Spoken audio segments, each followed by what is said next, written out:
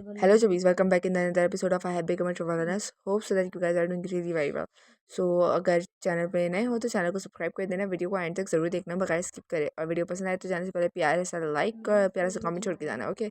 और without wasting time let's check together in another episode of madness. Episode का start होता है, यहाँ पर हमें वापस से कैलेस को दिखाया जाता है जो कि अभी भी सारिया का हाथ पकड़ा रहता है और बोल रहा होता है कि प्लीज़ मुझे बताओ, मैं बस जानना चाहता हूँ कि मैं तुम्हारे लिए क्या कर सकता हूँ। यहाँ पर जो पीछे हमें मतलब कि अभी तो रोचे हमें लास्ट एपिसोड में दिखाया गया था कि वो इनकी बात सुन रहा था, लेकिन यहाँ पर अभी कोई और भी दो लोग आ चुके हैं जो कि कोई और नहीं, एलियट और बीवी हैं। यहाँ पर एलियट तो बेचारा परेशान ही हो जाता है, क्या ये मतलब कि हैनिटन को होकर क्या ये क्या कर रहा है, और बीवी गुस्से से पागल हो जाती है। वो कहती है कि मैं इसको नहीं छोड़ूंगी, ये वाकई मुकम्मल तौर पर पागल हो गया, इसको मैं नहीं छोड़ने वाली, ये बहुत बदतमीज़ है, मतलब उसको गाली भी दे रही होती है लिटरली। यहाँ पर जो एलियट है वो समझ जाता है कि बीवी कुछ गड़बड़ कर देगी, वो उसको जोर से पकड़ लेता है कि ये कहीं जाए ना, क्योंकि ऑब्वियसली बीवी कहीं जाए और वहाँ पे बखेड़ा खड़ा ना हो, ऐसा पॉसिबल नहीं है। वो जाएगी तो यकीनन कुछ बदतर होगा, यही बात एलियट कहता है। और बीवी कहती है ऑफ कोर्स मैं कुछ भी करूँगी, मैं उस आदमी का जो हाथ है उसको काट दूँगी, उसके सर को काट दूँगी, जैसा कि एक्सपेक्ट किया था बीवी से। और यहाँ पर रोचे जो है वो बेचारा बस खामोश होकर खड़ा होता है और उसको पीछे से आवाज़ आ रही होती है बीवी की, जो कि कह रही होती है कि मैं उस आदमी को नहीं छोड़ने वाली, यानी कि हैनिटन को मैं उसको नहीं छोड़ूंगी, उसके गले को काट दूँगी, भले से हमारे जो योर ग्रेस हैं वो यहीं पे खड़े हैं। तो रोचे कहता है यहाँ पे सब कुछ ठीक है, तुम लोग चलो यहाँ से, लेकिन इतने में हमें पीछे से सैरिया को दिखाया जाता है जो कि चर्च से बाहर आ जाती है, क्योंकि शायद उसे फ़ील हो गया था कि रोचे बाहर खड़ा है।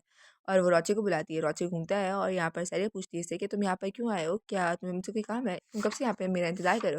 रोचे कहता है सैरिया, और वो आगे कुछ कहने से पहले अपने पीछे देखता है, मतलब कि सैरिया के पीछे देखता है, वहाँ पे कैलस बेचारा रो रहा होता है। मतलब रोचे को सारी सिचुएशन समझ आ जाती है कि सैरिया ने उसकी बहुत बुरी तरीके से बेइज्जती कर दी है। और रोचे कहता है कि मैं अभी अभी आया हूँ, तुम फिक्र मत करो, मैं बस यहीं पर अभी अभी आया हूँ सारिका। यहाँ पर जो बीवी है वो रोची की बात सुन के बहुत ज़्यादा गुस्सा हो जाती है और वो कहती है क्या ये झूठ बोल रहा है, और वो अभी ये कहती है उससे पहले ही जो सर एलियट है वो उसके मुंह के ऊपर हाथ रख देता है, बेचारे का हाथ जो है बीवी बहुत ज़ोर से काट लेती है, आप देख सकते हो पिक्चर के अंदर, वो बेचारा चिल्ला रहा है। खैर कुछ हो भी नहीं सकता। यहाँ पर हमें हाउसबर्ग की कैपिटल मैनर को दिखाया जाता है, मतलब कि उस बॉल रूम को दिखाया जाता है जहाँ पे सब जो है, जो सैरिया है उसको मुबारकबाद दे रहे होते हैं कि आपकी जो है वो सेरेमनी थी वो बहुत अच्छे से हो गई। और सब उसको देख के कह रहे होते हैं कि ये तो वाकई लगता है गॉड जो है वो इससे बहुत ज़्यादा प्यार करते हैं, ऑब्वियसली इसको कॉन्स्टिट्यूशन सील मिल गई, इसको स्टर्नी इंसिग्निया की वो मिल गई, ऑनरशिप मिल गई है, ये वाकई जो गॉड है उनकी लाडली है। सैरिया कहती गॉड की लाडली, मेरे ख्याल से सब अल्फाज जो है रीना के नहीं थे, लेकिन सब कुछ बदल गया है, मुझे नहीं मालूम क्या होगा आगे। खैर जो भी हो, जो अभी स्टडी की पोजीशन है वो तो मेरे पास ही है, ये बदलने वाली नहीं। और फिर वो रोचे को देखते हुए कहती है ओह तो वो वहाँ पर है, और यहाँ पर रोचे जो है वो कुछ लोगों से शायद अपने बिजनेस के अकॉर्डिंग ही बात करे, और सैनी हमें बताती है कि जब से वो हम चर्च से आए रोचे तो मेरे साथ चिपका ही हुआ है, मतलब कि वो दूर ही नहीं गया, एक भी मिनट के लिए उसने मुझे अकेला नहीं छोड़ा, जैसे वो किसी चीज़ से डरा हो। क्या उस वक्त, और फिर वो वही वक्त याद करती जब वो जो चर्च है उससे बाहर आती है और रोचे बाहर खड़ा हुआ था। तो सैरिया कहती है जो उसने कहा था कि मैं अभी अभी आया हूँ, क्या वो झूठ था, क्या वो कब से वहीं खड़ा था, क्या उसने मेरी और हैनिटन की बातें सुन ली थी। फिर वो सीन वहीं कट हो जाता है, हमें यहाँ पर बाहर रात का सीन दिखाया जाता है जहाँ पर बहुत ज़्यादा आवाज़ हो रही थी, मतलब कोई चीज़ बार बार ज़मीन पे गिर लग रही थी। यहाँ पे किसी का हाथ होता है जो कि बेचारा खून से लथपथ होता है, कि हाथ किसी और का नहीं क्या लेस का था, मतलब कि खुद अपने हाथ को बहुत ज़ोर ज़ोर से ज़मीन पर मारा है, अपने ऊपर गुस्सा कर रहा है, अपने आप को बोल रहा है कि अपने ऊपर हौसला रखो, अपने ऊपर ग्रिप रखो, बेकाबू मत हो। और फिर वो मतलब कि उस वक्त हमें जब चर्च की बातें अधूरे रह गई थी ना, उसको आगे दिखाया जाता है कि सैरिया कहती है कि तुम भले से एक और सेरेमनी रख लो, मैरिज सेरेमनी, फ़र्क नहीं पड़ता, मैं वहाँ नहीं आऊँगी, मुझे फ़र्क नहीं पड़ता, तुम जियो या मरो। और बेचारा कैलाश जो है वो पीछे ही रह जाता है। खैर इसे बेचारा भी नहीं कह सकते, इसकी मतलब हरकत ही ऐसी थी। और यहाँ पर जो कैलाश है वो कह रहा था कि मैं क्या करूँ, हम दोनों के बीच में जो चीज़ें हुई थी उसको सुधारने के लिए मैं जितनी भी कोशिश कर लूँ, यहाँ कुछ नहीं बचा, ये सब मेरी गलती की वजह से हुआ है। मुझे जो भी चाहिए था वो सिर्फ और सिर्फ सैरिया थी और कुछ नहीं, मैंने उसके साथ कितना बुरा कर दिया, मैं क्या करूँ, प्लीज़ मुझे कोई बताओ मैं क्या करूँ? मैंने कितना बुरा गुनाह कर दिया है लेडी स्टर्नी के साथ, प्लीज़ मुझे बताओ मैं क्या करूँ? और वो ये बात जो है चाँद को देखते हुए कह रहा था, मतलब वो चाँद से पूछ रहा है कि मैं ये क्या करूँ? मुझे समझ नहीं आ रहा है भाई चाँद का क्या लॉजिक है? मतलब कि हर कोई चाँद के पास क्यों जाना चाह रहे हैं? चाँद से मदद क्यों माँग रहा है? खैर फिर यहाँ पर हमें किसी की आवाज़ आती है जो कि कह रहा होता है सेव मी, मुझे बचाओ। तो अगले एपिसोड का स्टार्ट होता है, यहाँ पे हमें नीचे दिखाया जाता है जो कि आके चला रहा होता है कि सही तुम कहाँ हो? और यहाँ पर कुछ पेजेस इस एपिसोड में लोड नहीं होंगे क्योंकि मैं काफ़ी दफ़ा ट्राई कर चुकी हूँ फिर भी वो लोड नहीं हो रही, तो उसके लिए मैं पहले ही सॉरी कह रही हूँ। थोड़ा सा एडजस्ट कर लेना, ओके। यहाँ पे सरिया फॉरेन घूमती है और कहती है क्या तुम पागल हो गए हो तो तुम आ ही गए। तो यहाँ पर हमें फाइनली नीजेस को दिखाए जाते हैं, यानी कि जो सरिया का छोटा भाई था, और वो बोलता है कि तुम्हारे कहने का क्या मतलब है, तुमने मुझे कहा था तुम बीमार हो, मैं इसलिए इतना भागा भागा यहाँ पर आया हूँ, तुम्हें हुआ क्या है, तुम तो बिल्कुल ठीक लग रही हो, तुमने कहा था कि तुम बीमार हो, तुम ठीक हो। और वो ये कहते हुए आगे बढ़ रहा होता है, सरिया कहती है एक सेकेंड, तुम मेरी हैंड ओवर सेरेमनी पे नहीं आए थे, मेरे बुलाने के बावजूद भी तो मेरे पास कोई और तरीका नहीं था तुम्हें यहाँ बुलाने का। तो साजिश कहता है क्या, तुम ऐसा कैसे कैसे कर सकती हो मेरे साथ, सॉरी प्लीज़ ऐसे बात करता है। तो सायरा कहती है मुझे माफ़ करना, मेरे पास कोई और तरीका नहीं था सिवाय तुमसे झूठ बोलने के लिए। और वहाँ पर हमें सायरा को दिखाया जाता है जो अपना सर्कुलेट जो है उसे निकाल रही होती है उस उसके सामने, इंसिग्निया के सामने, और यहाँ पर वापस वैसे ही बहुत बड़ा ब्लास्ट होता है और जो बेचारा नीचे है इसके साथ भी वही सीन होता है, मतलब बहुत ज़्यादा डिमोनिक शैडो उसके शैडो जो है वो उसके मुँह से निकलता है और ये बेहोश हो जाता है। तो सायरा बोलती है कि मरेगा तो नहीं, क्या ये मर जाएगा? तो बीवी बोलता है मुझे नहीं लगता ये मरेगा, वैसे भी आपको याद नहीं है डॉक्टर ने कहा था ये बहुत टाइम से भूखा है, इसकी वजह से ही बेहोश हो गया। सारी कहती है मैं जानती हूँ, मैं इसकी नहीं फिक्रमंद नहीं हूँ। तो सर बीवी कहता है, मतलब सॉरी कहती है कि अगर आप कहेंगी तो सब आपकी आवाज़ पर मैं इस आदमी को बाहर उठा के फेंक दूंगा। सारिया कहती है कि नहीं, अब इतनी भी बेवकूफ़ी की ज़रूरत नहीं है, वैसे भी वो बेहोश है। तुम मेरे लिए एक और काम कर सकते हो बीवी इसके अलावा? तो बीवी कहता है कुछ और क्या? तो वो कहती है तुम्हें याद है ना मैंने जो आज की मॉर्निंग गुड न्यूज़ रिसीव की थी उस ब्लू डायमंड के बारे में, तुम उसे मेरे पास ला सकते हो उस ब्लू डायमंड को?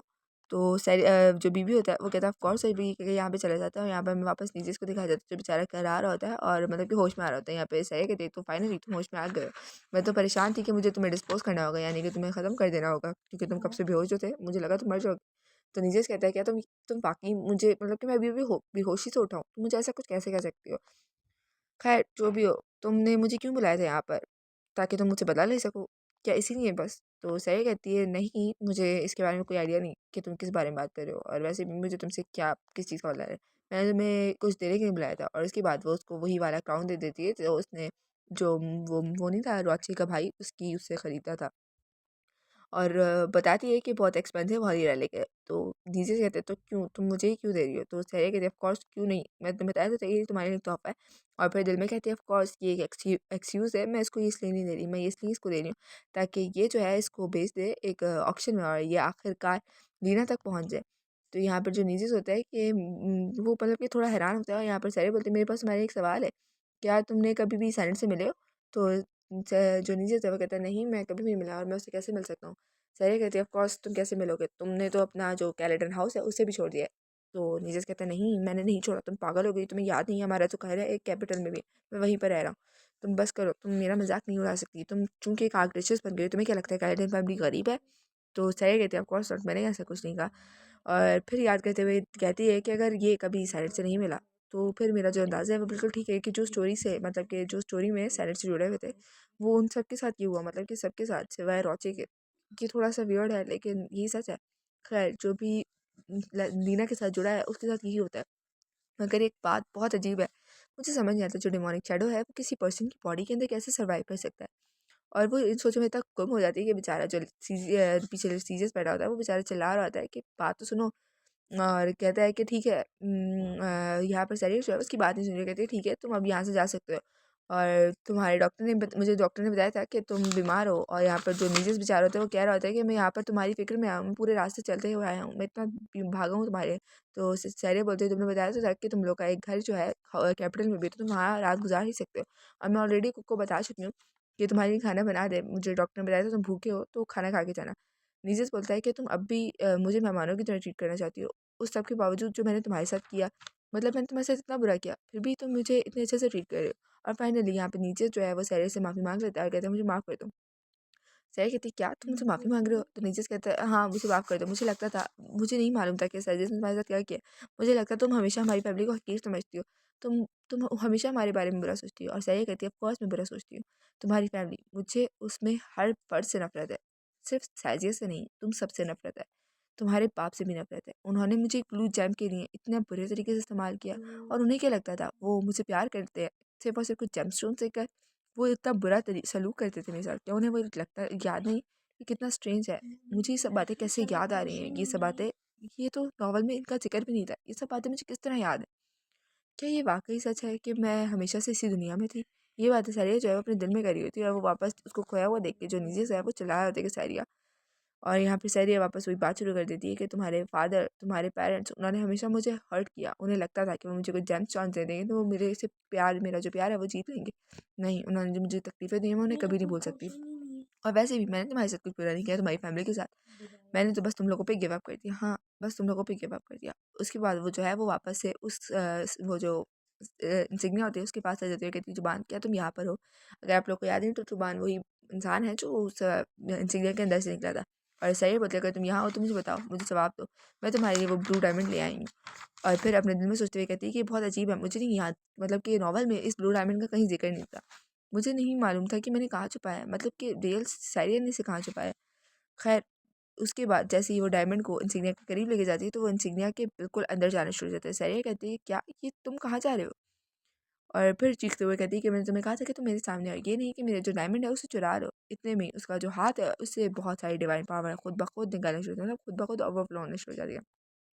यहाँ पे सारी उस डिवाइन पावर को देखते हुए कहती है कि ये डिवाइन पावर ये बढ़ कैसे रही है, यहाँ पे क्या हो क्या रहा है। और इतने में वो पीछे मुड़ती है तो पीछे होता है बीवी, जो कि कहता है लेडी आपके हाथ में जो डिवाइन पावर है। सारिया कहती है हाँ उसका क्या, तो वो कहते हैं इस डिवाइन पावर का मतलब है कि आप जो है अब एक असल साइलेंट बन चुकी है। मतलब ये जो लीना थी, मतलब पहले साइलेंट लीना थी, मगर अब जो सारिया है वो एक असल साइलेंट और स्टेनी दोनों बन चुकी है। इसका मतलब इन शॉर्ट में यही है कि आगे स्टोरी और भी ज़्यादा इंटरेस्टिंग बनने वाली है, तो प्लीज़ चैनल के साथ जुड़े रहो और अगली वीडियो का इंतजार करो। अगर ये वीडियो पसंद आई तो प्लीज़ लाइक कर देना, जाने से पहले प्यार से कमेंट छोड़ के जाना, चैनल पर नहीं तो सब्सक्राइब कर देना। ओके, मिलते हैं आपसे नेक्स्ट वीडियो में, तब तक के लिए टेक केयर, बाय बाय, अल्लाह हाफिज़।